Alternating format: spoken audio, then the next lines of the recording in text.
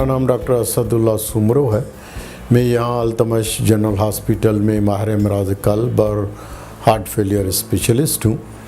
आज का जो मौजू है हमारा वो हार्ट फेलियर और स्पेशल फोकस है एडवांस हार्ट फेलियर। सर्दी के मौसम जैसे ही आता है तो हार्ट फेलियर के मरीज़ों में काफ़ी ज़्यादा इजाफा हो जाता है और जो पुराने हार्ट फेलियर के कंपनसेटेड पेशेंट्स होते हैं वो डिकम्पनसेट होकर और अस्पताल में दाखिल हो जाते हैं। तो लास्ट मंथ जो है वो इस तरह से काफ़ी पेशेंट अस्पताल में दाखिल थे, लेकिन उनमें से एक पेशेंट जो था वो एडवांस हार्ट फेलियर का पेशेंट था और जो यंग था एक लिहाज से कि 52 साल, कोई इतनी ज़्यादा उम्र नहीं है। और उसकी जो हिस्ट्री थी वो इस तरह से थी कि 4 साल पहले 2020 में उनको मैसिव हार्ट अटैक हुआ था और उस हार्ट अटैक के साथ साथ उनके हार्ट मसल जो है वो उनकी एलएडी जो है वो बंद थी और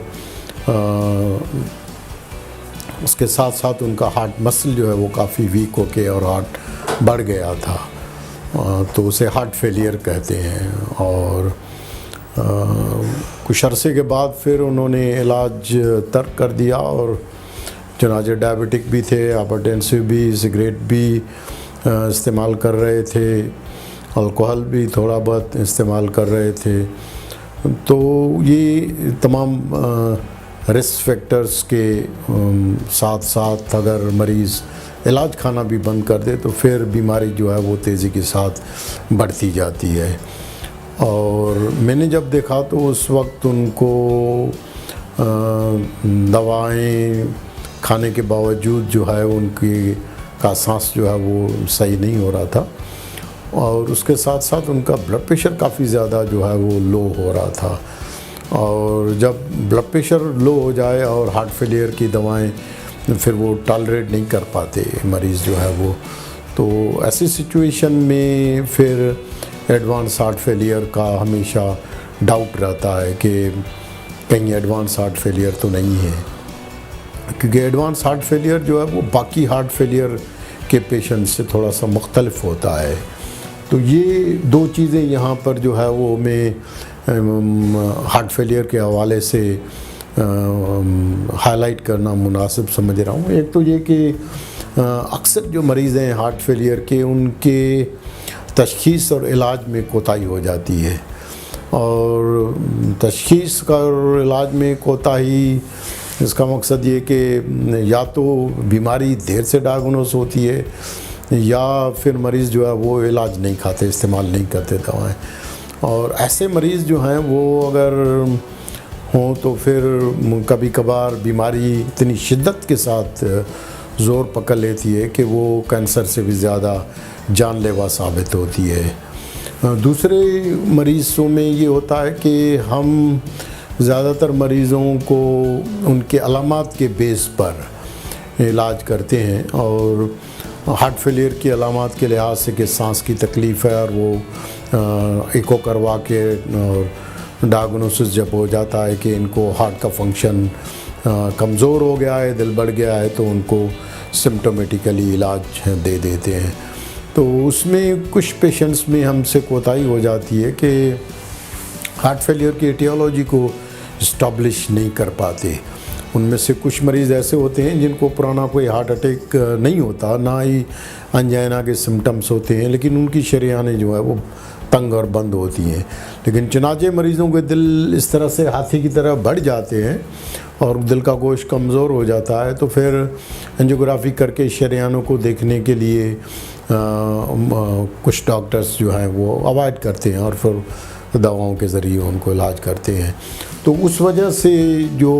अंडरलाइंग हार्ट फेलियर की इटियोलॉजी होती है, क्योंकि हार्ट फेलियर कोई एक बीमारी नहीं है, वो एक पेचीदा सिंड्रोम है और उसके मल्टीपल एटियोलॉजीज़ हैं और उनमें से कुछ एटियोलॉजीज़ ऐसी होती हैं जो रिवर्सिबल होती हैं। अब जब तक हम एटियोलॉजी को इस्टैब्लिश नहीं करेंगे तो पता नहीं चलेगा कि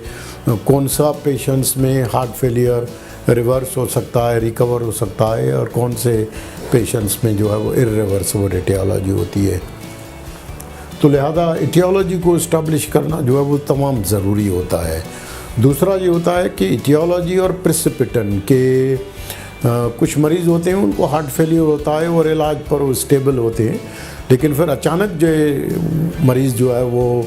उनका सांस जो है वो बिगड़ के और सांस इतनी शिद्दत अख्तियार कर जाता है कि उनको अस्पताल में दाखिल होने की नौबत आ जाती है, तो उसको हम एक्यूट डिकम्पनसेटेड हार्ट फेलियर कहते हैं।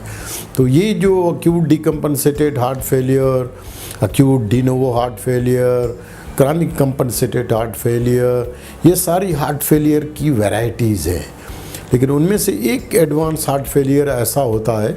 जिस पर आज हम थोड़ा सा तफसील के साथ डिस्कस करके और अवामुन्नास में शऊर और आगाही जो है वो क्रिएट करेंगे, ताकि लोगों में इस बीमारी के मुतालिक कि ये जो एडवांस हार्ट फेलियर है ये बाकी एडवांस हार्ट फेलियर के मरीज़ों से थोड़ा मुख्तलिफ होता है। उनमें से कुछ मरीज़, ज़्यादातर जो मरीज़ होते हैं उनका दिल इस तरह से दिल जो है वो हाथी की तरह जो है वो दिल बढ़ा हुआ होता है, क्योंकि कुछ ऐसे मरीज़ होते हैं जिनका दिल छोटा होता है, दिल का गोश्त तो कमज़ोर होता है लेकिन दिल छोटा होता है, दिल थिक हो जाता है, सख्त हो जाता है उनका, तो वो थोड़े से मुख्तलिफ होते हैं उनमें। एडवांस हार्ट फेलियर में जाने से पहले मैं चाह रहा हूँ कि आपको थोड़ा सा बेसिक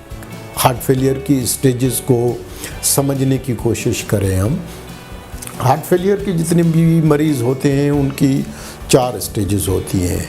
ये 2 जो ग्रीन आपको नज़र आ रही हैं, ए और बी,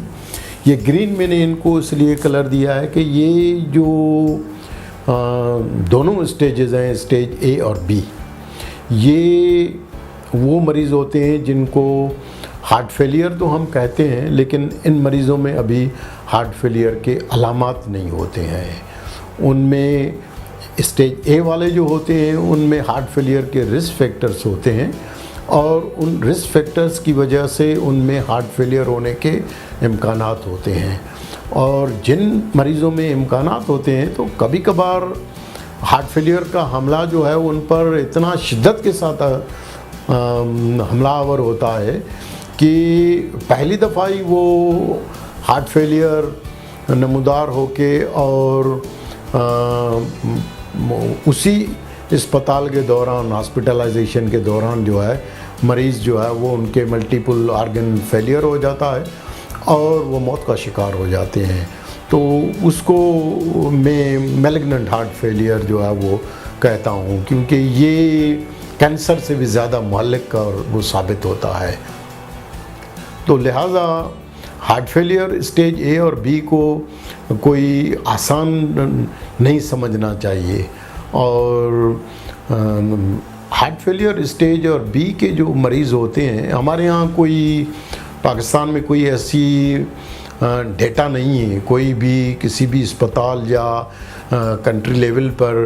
कोई ऐसी डेटा बैंक नहीं है जिससे हमें पता चल सके कि हमारे मुल्क में स्टेज ए हार्ट फेलियर के कितने पेशेंट्स हैं, स्टेज बी हार्ट फेलियर के कितने पेशेंट्स हैं और स्टेज सी और डी के कितने हार्ट फेलियर पेशेंट्स हैं।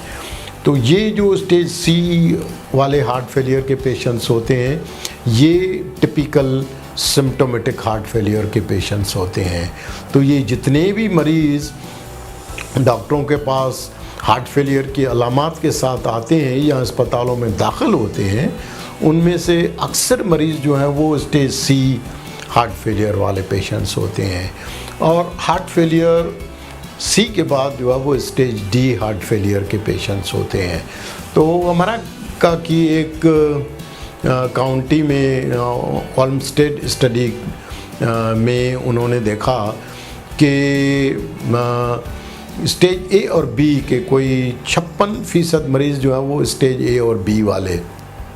मरीज़ होते हैं। इसका मकसद ये है कि स्टेज ए और बी के पेशेंट तो बहुत ज़्यादा हैं, 56% जो है वो, लेकिन अनफॉर्चुनेटली कार्डियोलॉजी कम्युनिटी चाहे बाहर के मुल्कों में चाहे हमारे मुल्क में,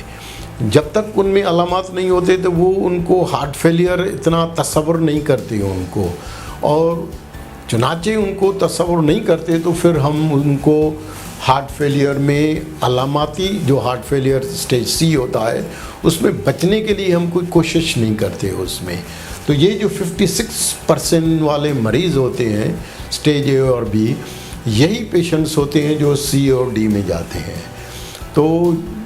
ये जो सी वाले पेशेंट्स हैं ये कोई 12% जो है वो, हमारे यहाँ पता नहीं है कि हमारे मुल्क में कितने हैं, और डी वाले पेशेंट्स में ऑल स्टडी में जो है 0.2% देखा गया है। तो स्टेज डी वाले जो पेशेंट्स होते हैं ये एडवांस हार्ट फेलियर के पेशेंट्स होते हैं।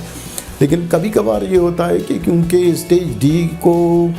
तशख़ीस करना इतना आसान नहीं है। जैसे मैंने कहा कि हार्ट फेलियर बजाते खुद एक कम्प्लेक्स पेचीदा सिंड्रोम है। तो स्टेज डी के जो पेशेंट्स होते हैं और स्टेज सी, क्योंकि दोनों अलामत वाले पेशेंट्स होते हैं, लेकिन हमारे अस्पतालों में या मुल्क के जो वो बड़े बड़े इंस्टीट्यूशंस हैं,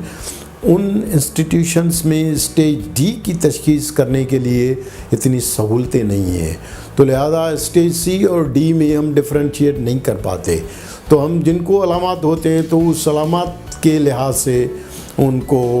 हम हार्ट फेलियर समझ के उसको ट्रीट करते हैं, जबकि उनका जो प्रोग्नोसिस होता है, क्योंकि स्टेज सी वाले पेशेंट्स होते हैं वो अक्यूट डिकम्पनसेशन के बार बार फेसेस में जाते हैं, लेकिन उनसे रिकवर हो जाते हैं। जो रिकवर हो जाते हैं तो फिर वो कंपनसेटेड फेस में चले जाते हैं, और जब कंपनसेटेड फेस में चले जाते हैं तो कई पेशेंट कई सालों तक, 5-5, 10-10 सालों तक जो है वो, 20-20 सालों तक जो है वो इस बीमारी के साथ जो है वो दवाएं खा के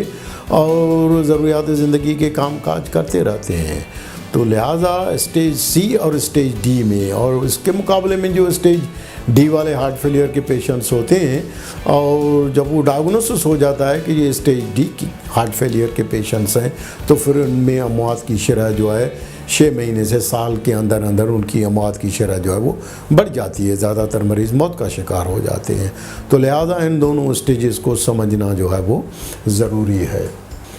मैसेज यहाँ पर ये है कि हम जो है,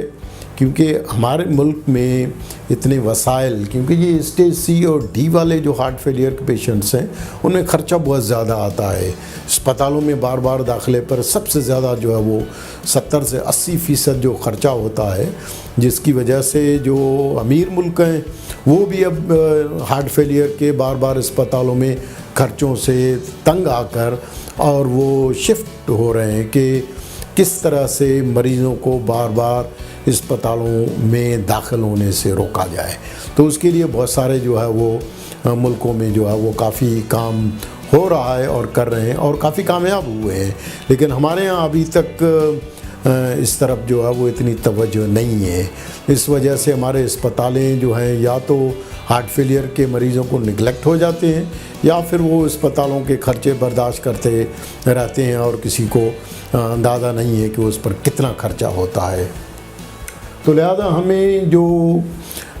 टारगेट करना चाहिए वो इन स्टेज बी वाले हार्ट फेलियर के पेशेंट्स पर, कि उनमें हार्ट का फंक्शन तो कमज़ोर होता है, दिल तो कमज़ोर होता है, और लेकिन उनको अलामात नहीं होते। लेकिन चुनाचे अलामात नहीं होते हैं तो पेशेंट्स भी और फिजिशियंस भी उन पर इतनी ज़्यादा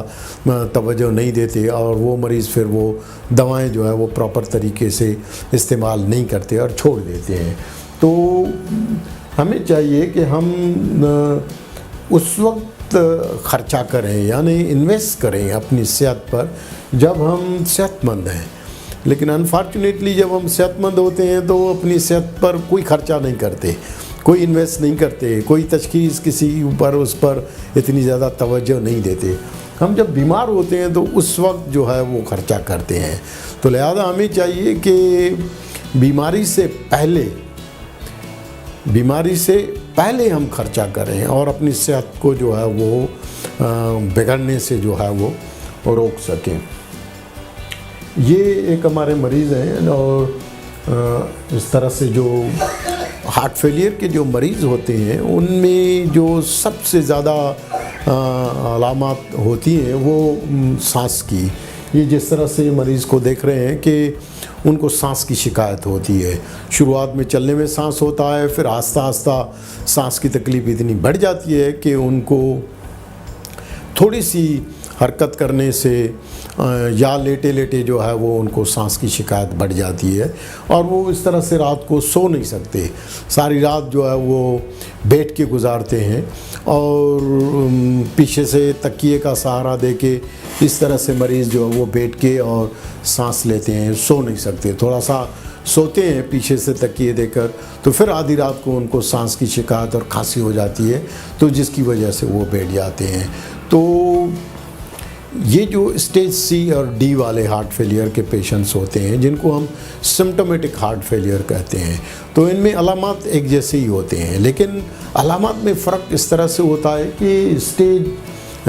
डी वाले जो एडवांस हार्ट फेलियर वाले जो पेशेंट्स होते हैं वो हमेशा जो है वो उनको चलने में सांस जो है नहीं, उनको थोड़ी सी हरकत करने से यहाँ से वहाँ वॉशरूम तक जाते हुए सांस होता है और बैठे बैठे भी सांस होता है। तो एक तो उसकी क्राइटेरिया ये है कि वो हमेशा फंक्शन क्लास 3 और 4 में रहते हैं। तो जब मरीज़ों की ऐसी नौबत आ जाए तो फिर हमें उनमें जो है वो डाउट होना चाहिए कि ये स्टेज डी हार्ट फेलियर की तरफ जा रहे हैं। इसके अलावा मरीज़ जो है वो थक जाते हैं, थोड़ा सा हलचल करते हैं तो वो थक जाते हैं, उनको थकावट हो जाती है, उनको जिस्म में दर्द होता है। इसके अलावा सूजन होती है, पाँव पर सूजन आ जाती है, पेट पर सूजन आ जाती है, पूरे जिस्म में पानी भर जाता है और उसकी वजह से उनका वज़न बढ़ जाता है। और दवाएं देने के बावजूद, पेशाब की गोलियां देने और खाने के बावजूद उनको बार बार इंजेक्शन की ज़रूरत पड़ती है। तो एडवांस स्टेज वाले जो हार्ट फेलियर के पेशेंट्स होते हैं उनको बार बार ब्लड प्रेशर कम होने की वजह से इमरजेंसी में जाने की ज़रूरत पड़ती है, या अस्पताल में दाखिल होके उनको ब्लड प्रेशर को बेहतर करने के लिए डोबिटामिन लियोफेट के इंजेक्शन्स या ड्रिप्स लगाने पड़ते हैं। थोड़ा सा उनका ब्लड प्रेशर इम्प्रूव हो जाता है तो फिर मरीज़ डिस्चार्ज हो जाते हैं और उसके बाद फिर मरीज़ जो है वापस अस्पताल में दाखिल हो जाते हैं। तो लिहाजा दवाएं जो हैं उनके ऊपर असर नहीं करती। पेशाब आवर जो गोलियां हैं, इंजेक्शन्स हैं, उनसे टेम्परेरी तौर पर तो फ़ायदा होता है, लेकिन फिर दोबारा उनको बार बार अस्पताल में इमरजेंसी में जाना पड़ता है। और वो मरीज़ अस्पताल में बार बार इमरजेंसी जाते हैं, इमरजेंसी में इंजेक्शन लगा के फिर वापस घर जाते हैं, फिर वापस घर जाते हैं, एक दिन थोड़ा सा आराम आ जाता है, फिर दूसरे दिन इमरजेंसी में आ जाते हैं। तो इस तरह से इमरजेंसी में काम करने वाले डॉक्टर्स और पैरामेडिकल स्टाफ ऐसे मरीज़ों को पहचान लेते हैं और उनको आपस में जो है वो, लेकिन चनाचे वो एक ऐसी एडवांस स्टेज में पहुंच चुके होते हैं कि जिनका इलाज ये नहीं होता और जिसका जो इलाज होना चाहिए वो अनफॉर्चुनेटली हमारे मुल्क में अवेलेबल नहीं है। एडवांस हार्ट फेलियर थेरापीज़ जो हैं हमारे मुल्क में अवेलेबल नहीं है, तो लिहाजा उनको टेम्पररी तौर पर जो है वो इंजेक्शन देके और वो इसके अलावा उनकी दिल की रफ्तार जो है वो गैर मुंतज़िम हो जाती है, जिसकी वजह से बहुत सारे मरीज़ों को फालिज होने की नौबत आ जाती है। तो ये इस तरह से ये ग्राफ है। और जो heart failure, advance heart failure के पेशेंट्स होते हैं तो उनकी जो जर्नी है, उनका जो सफ़र है वो यही होता है कि घर में आते हैं, उसके बाद दोबारा सांस बिगड़ जाता है, फिर वो बार बार ये जो येलो रंग की यहाँ पर डिप्स नज़र आ रही हैं ये इमरजेंसी विज़िट्स हैं, ये जो रेड कलर का जो है वो ये अस्पताल में दाखिलों का विज़िट है। तो ये जब से शुरुआत होती है और मौत आने तक इनका जो है वो, जब एडवांस हार्ट फेलियर की स्टेज में आ जाते हैं तो उनका जो सफ़र है वो इसी तरह से गुजर जाता है। घर आते हैं, 2 दिन घर में आराम करते हैं या तकलीफ़ के साथ, फिर दोबारा इमरजेंसी में फिर दाखिल हो जाते हैं, फिर डिस्चार्ज हो जाते हैं, फिर इमरजेंसी में आते हैं, फिर दाखिल हो जाते हैं। इस तरह से जो है वो मरीज़ जो है उनका ब्लड प्रेशर आहिस्ता आहिस्ता कम होता जाता है, दवाएं उनके ऊपर असर नहीं करती, उनकी अलामात जो है वो आम दवाओं से जो है वो इम्प्रूव नहीं होते। तो इस तरह से मरीज़ जो है फिर वो मौत का शिकार हो जाते हैं। आखिर में जो है वो ये जो बीमारी है उसकी तशख़ीस और इलाज के बारे में जो है वो, तो इसकी जो तशख़ीस है वो ज़्यादातर तो क्लिनिकल है। और क्लिनिकल का मकसद ये है कि जो स्टेज सी हार्ट फेलियर के मरीज़ होते हैं उनके मुख्तलिफ़ फेसेस होते हैं। लेकिन जो स्टेज सी वाले जो पेशेंट्स होते हैं वो ज़्यादातर पेशेंट्स अस्पताल में दाखिल होकर फिर रिकवर हो जाते हैं। वो उसको एक्यूट डिकम्पनसेटेड हार्ट फेलियर कहते हैं। तो उस फेज़ से वो डिस्चार्ज होके और फिर काफ़ी अरसे तक जो है वो बेहतर रहते हैं तो उनको फिर हम कंपनसेटेड फेस में। लेकिन जो एडवांस हार्ट फेलियर के पेशेंट्स होते हैं वो कंपनसेटेड फेस में जो है वो नहीं आते। एक दफ़ा वो स्टेज डी में पहुंचते हैं तो वापस सी में नहीं जाते। तो लिहाजा स्टेज डी वाले जो हार्ट फेलियर के पेशेंट्स होते हैं वो यूजुअली फंक्शनल क्लास 3 और 4 में रहते हैं, यानी कि उनकी जो सांस की तकलीफ़ है वो थोड़ी सी हलचल से थकावट हो जाती है, सांस हो जाता है, और बैठे बैठे लेटे लेटे भी उनका सांस दवा के बावजूद भी जो है वो सांस सही नहीं होता है। उनको थकावट होती है और इलाज के बावजूद उनको इलाज असर नहीं करता। और फिर नौबत ऐसी आ जाती है कि ब्लड प्रेशर उनका कम रहने लगता है, तो जिसकी वजह से आखिर में हमें जो हार्ट फेलियर के लिए जो स्टेज सी के इलाज की जो दवाएं हैं जिनसे उनका प्रोग्नोसिस और सिम्टम्स इम्प्रूव होते हैं वो बंद करनी पड़ती हैं, इसलिए कि ब्लड प्रेशर की कमी की वजह से उनके जिगर पर सूजन आ जाती है, जिसको हम क्रॉनिक पैसिव लिवर कंजेशन कहते हैं। और कभी कभार ब्लड प्रेशर इतना ज़्यादा कम हो जाता है कि लिवर जो है वो बिल्कुल काम करना छोड़ देता है। तो उसको हम कहते हैं कि अगर दिल जो है वो जिगर को कत्ल कर ले तो ऐसे मरीज़ जो है फिर जांबिर नहीं हो पाते हैं, उनके गुर्दे ख़राब हो जाते हैं और गुर्दों की ख़राबी की वजह से जो दिल का इलाज है वो मजबूरन रोकना पड़ता है, क्योंकि जितनी भी हार्ट फेलियर की दवाएं हैं वो गुर्दों से पास होती हैं, लिवर से पास होती हैं, और ब्लड प्रेशर कम होता है तो दवाएं उनके ऊपर असर नहीं करते, तो मजबूरन हमें दवाएँ जो है वो बंद करनी पड़ती है। इसके अलावा और भी बहुत सारे इनको बार बार अस्पतालों में दाखिल होने की, बार बार इमरजेंसी में जाने की नौबत आ जाती है। और ये इनके लिए 6 मिनट्स वॉक टेस्ट होता है जो हमारे शायद कुछ अस्पतालों में अवेलेबल हो, कि वो 6 मिनट तक 300 मीटर भी नहीं चल पाते हैं। और इसके अलावा जो गोल्ड स्टैंडर्ड, उसको हम कार्डियोपल्मोनरी एक्सरसाइज टेस्ट कहते हैं, CPET कहते हैं, हमारे अस्पतालों में अवेलेबल नहीं है। और ये गोल्ड स्टैंडर्ड है, इसके ज़रिए हम क्वांटिटेट करते हैं कि कौन से पेशेंट स्टेज डी वाले हार्ट फेलियर के पेशेंट्स हैं, जब उनकी जो मायोकार्डियल ऑक्सीजन कंजप्शन जो है वो 12 और 14 से कम हो जाए तो फिर ऐसे पेशेंट्स को एडवांस हार्ट फेलियर थेरापी की ज़रूरत पड़ती है। तो इनका इलाज जो है वो, ये मरीज़ जो होते हैं वो आम हार्ट फेलियर की दवाओं से उनका इलाज जो है वो नहीं होता, तो लिहाजा वो दवाओं के बावजूद भी दिन ब दिन जो है वो वर्स होते हैं, डिटोरिएट होकर और मौत का शिकार हो जाते हैं। तो ये जो heart failure advance D heart failure के पेशेंट्स होते हैं, इनको हार्ट में बैटरी लगाने की एलवेट ना कहते हैं, लेफ्ट वेंट्रिकुलर असिस्ट डिवाइस, या MCS mechanical circulatory support devices, या फिर आखिर में ये होता है कि जो पेशेंट इस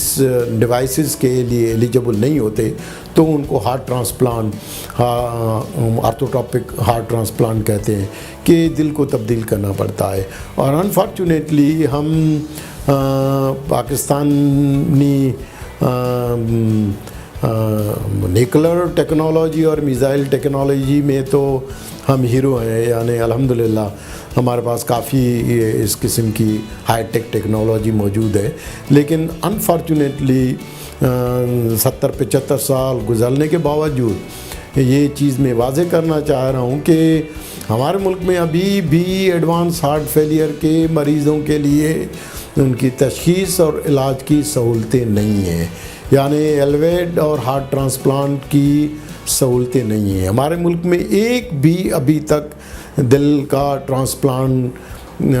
करने के लिए ना तो कोई हॉस्पिटल कैपेबल है और ना अभी तक किसी को हार्ट ट्रांसप्लांट हुआ है। जिनका हार्ट ट्रांसप्लांट हुआ है तो बाहर के मुल्कों से,